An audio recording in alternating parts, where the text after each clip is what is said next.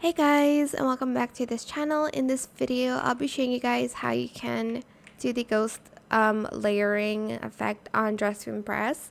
So just layer on a bunch of outfits, and I'm just going to strike a pose here. Go to camera mode. By the way, this only works on free play, and only you can see yourself as this like ghost layer.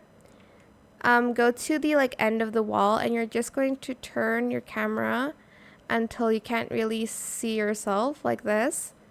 Then you're going to press E, and then voila, that is it. You can take a picture of your ghost layering. I hope this tutorial was helpful for you guys.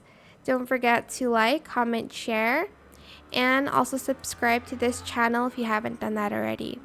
If you have any more questions about this video, just leave it in the comment section down below.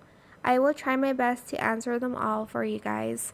And if you found this video helpful, please click the thanks button as well.